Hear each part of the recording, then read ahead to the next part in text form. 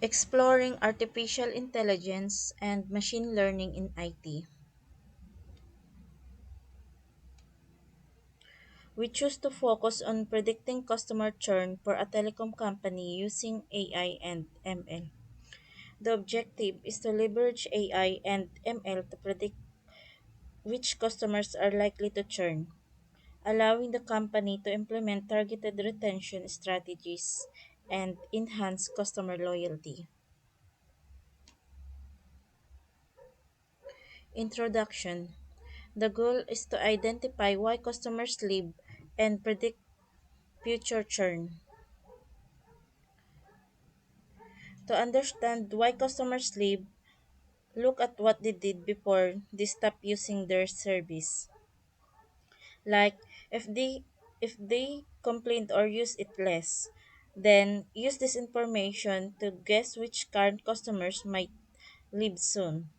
This way, they can fix problems and keep more customers.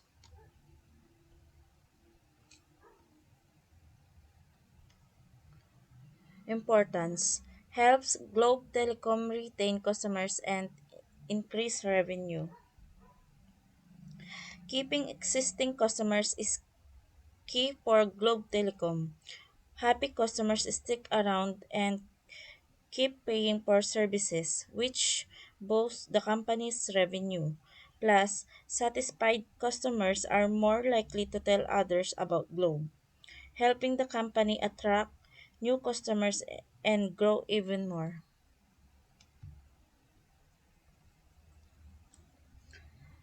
The problem is defined as customer churn, which refers to the rate at which customers stop using our services.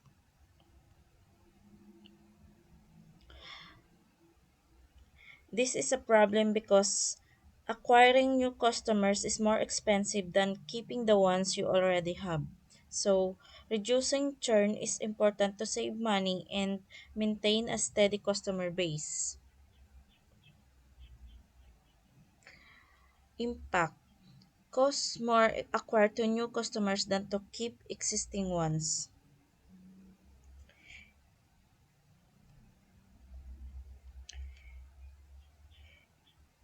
Increased churn rates can lead to substantial financial losses and affect overall business growth. Retaining existing customers is often more cost effective than acquiring new ones.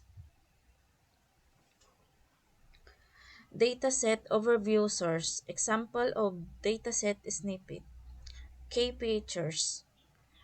Customer ID, gender, age, married, number of dependents, city and zip code, monthly charge, total charges, customer's status, and churn reason.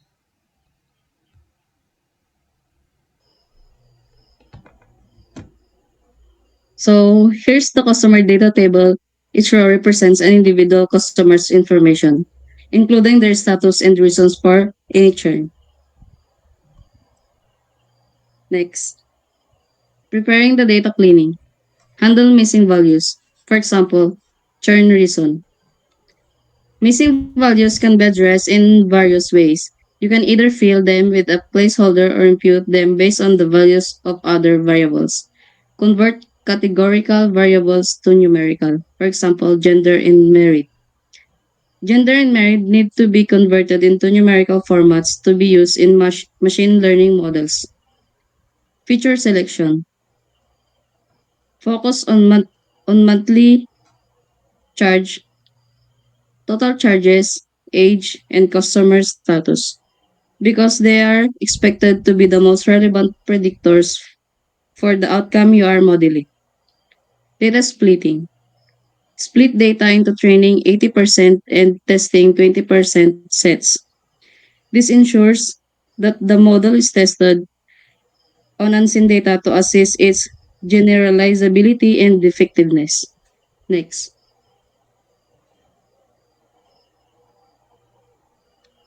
building the model's use.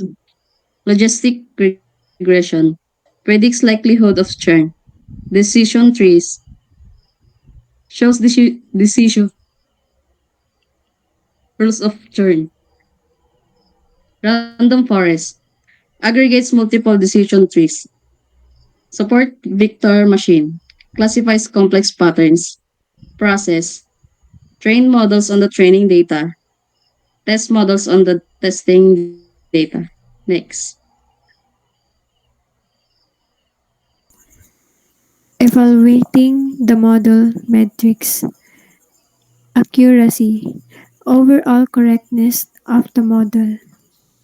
Accuracy measures overall correctness.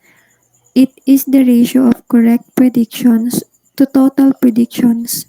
However, it may not be reliable for imbalanced data. Example, sa churn, sa churn prediction, kung ang karamihan ng customers ay hindi nag-churn, mataas ang accuracy kahit hindi ito helpful. Precision, correct churn predictions out of all predicted churns. Precision is the percentage of correct churn predictions out of all predicted churns. Mahalaga ito kung mahal ang false positives. Halimbawa, kapag mali ang prediction na mag-churn ang isang customer at bibigyan siya ng special offer.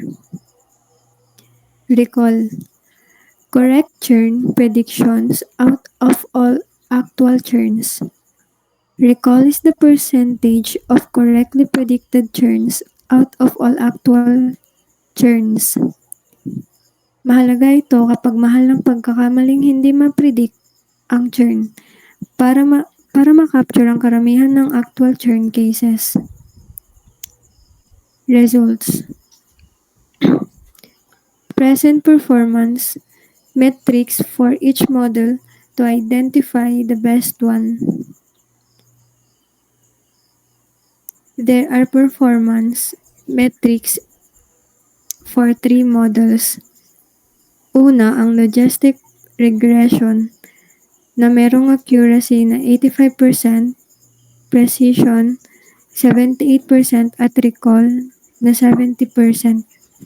Meron ding random forest, accuracy 90%, precision 85% at recall 75%.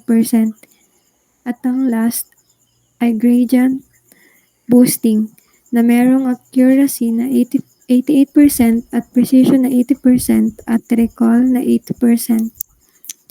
Random forest ang may pinaka-balance performance, pero kung priority ang pag-capture ng mas maraming churns, pwedeng gamitin ang gradient boosting. Key insights important factors. Monthly charge and total charges strongly affect churn. Monthly charges at total charges ay malalaking dahilan ng churn.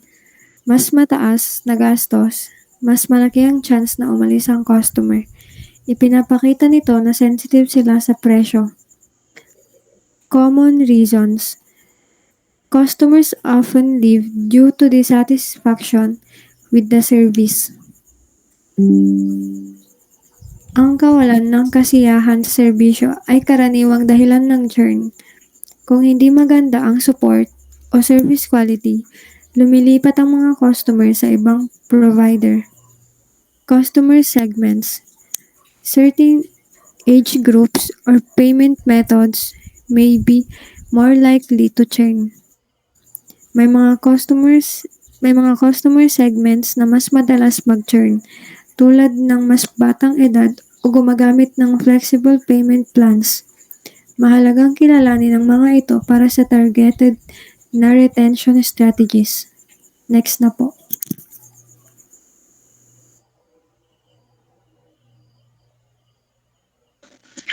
Recommendation service improvements address common issues like network reliability. Retention strategies offer special deals to customers at high risk of churning. Service improvement improve network reliability to fix common issues. Better performance and faster fixes can reduce churn and mas magiging kontento yung mga customers sa mas maaasahang serbisyo. Retention strategies is offer special deals to high-risk customers like discounts or regards to keep them and makatulong ang mga special na alok para manatili ang mga customers. Next. Summary, address common issues like network reliability. Next steps, considered adding more features or using advanced models for better accuracy. And sa summary, gaya ng sinabi ko sa recommendation service improves is you need to improve network's reliability to fix common issues for better performance and faster fixes. Can reduce churns and mas magiging kontento yung mga customers sa mas maagang serbisyo. And sa next step naman is to example is enhance accuracy by incorporating additional features and using more advanced models. Next.